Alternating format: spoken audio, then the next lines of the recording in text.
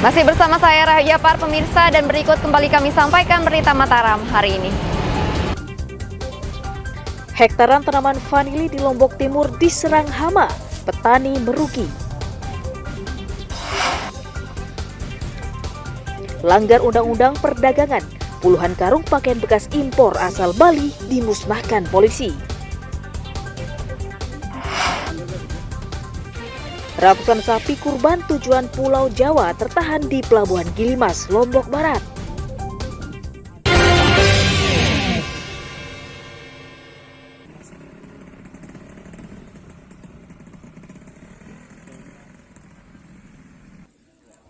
Puluhan truk pengangkut ratusan ekor sapi asal Pulau Sumbawa tertahan di Pelabuhan Gilimas Lembar, Kabupaten Lombok Barat sejak sepekan lalu.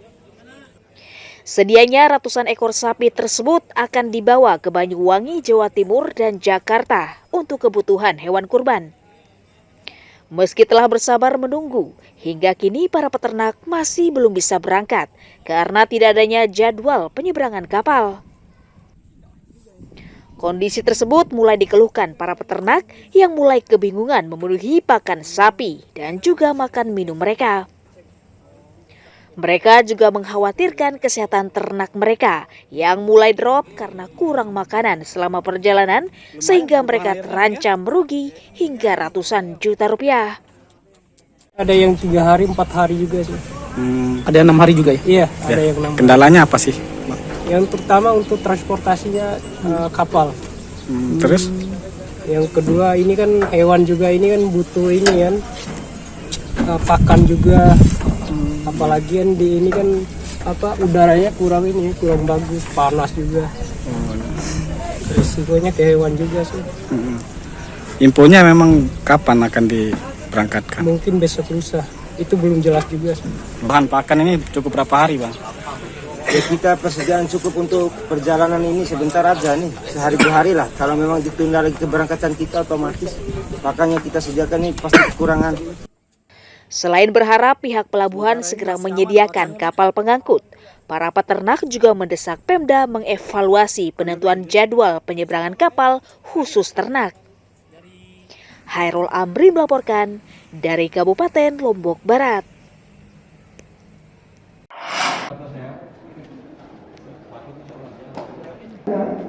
Ratusan formasi pegawai pemerintah dengan perjanjian kerja P3K kembali diusulkan pemerintah daerah Kabupaten Lombok Tengah pada tahun 2023.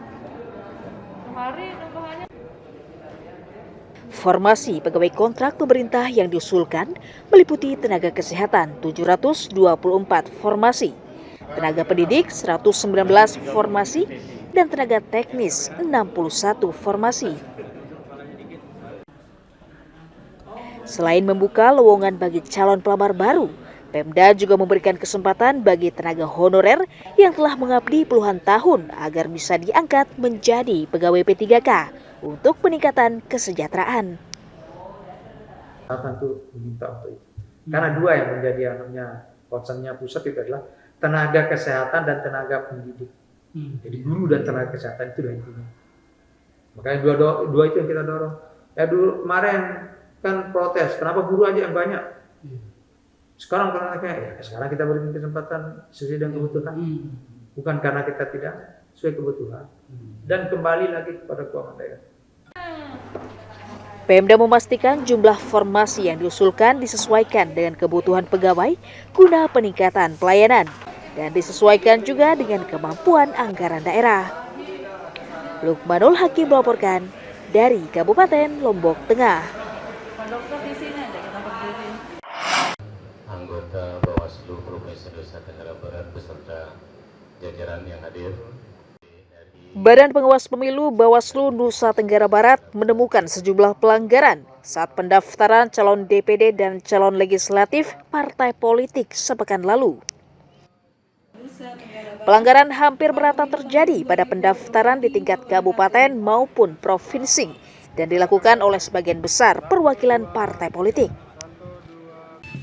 Bawaslu menemukan pelanggaran berupa pelibatan anak-anak dan aparatur sipil negara saat pendaftaran ke kantor KPU. Karena masih dilakukan di awal tahapan pemilu, Bawaslu hanya melakukan imbauan berupa teguran tertulis agar parpol tidak mengulangi kembali. Memang ada beberapa yang kami temukan, misalnya melibatkan anak-anak. Nah, terhadap itu langkah yang kami lakukan adalah menghimbau. Makanya kemarin ada beberapa partai yang melibatkan anak-anak, kami suruh untuk dipulangkan, dikembalikan. Nah, kenapa itu kami lakukan sebagai langkah pencegahan? Karena perspektif Bawaslu sekarang itu adalah langkah-langkah pencegahan sebelum kami melakukan penindakan. Nah, kami berharap dalam proses pencalonan ini, subtahapan pencalonan ini, KPU, kemudian peserta pemilu on the track lah terhadap aturan kami. Bawaslu juga mendesak agar sistem informasi pencalonan Silon bisa diakses oleh masyarakat sebagai bagian menciptakan pemilu yang transparan dan berkualitas. Emi Kusuma melaporkan dari Kota Mataram.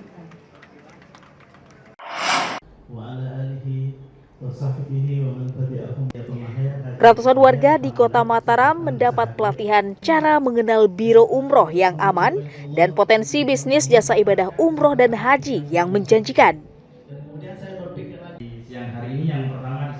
Acara digelar untuk meningkatkan pengetahuan masyarakat serta menyikapi maraknya penipuan jemaah oleh jasa umroh yang tidak amanah. Pelatihan meliputi pemberian pemahaman tentang cara memilih travel umroh yang aman dan bisa dipertanggungjawabkan. Mengingat masyarakat NTB yang sangat antusias melaksanakan umroh dan haji dari tahun ke tahun. Warga juga diajak memanfaatkan potensi tersebut dengan membuka jasa travel umroh dan haji yang bisa memfasilitasi masyarakat agar bisa berangkat ke Tanah Suci. Ini agar marketer atau agen memiliki bekal untuk merekrut jamaah sehingga mereka mudah mendapatkan jamaah.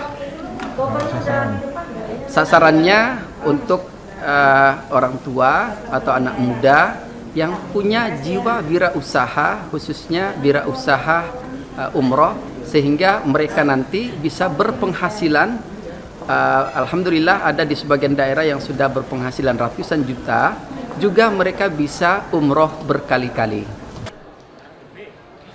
Penyelenggara berharap warga yang mengikuti pelatihan bisa menularkan wawasan mereka ke masyarakat agar lebih selektif dalam memilih perusahaan travel yang terpercaya. Lukmanul Hakim melaporkan dari Kabupaten Lombok Tengah.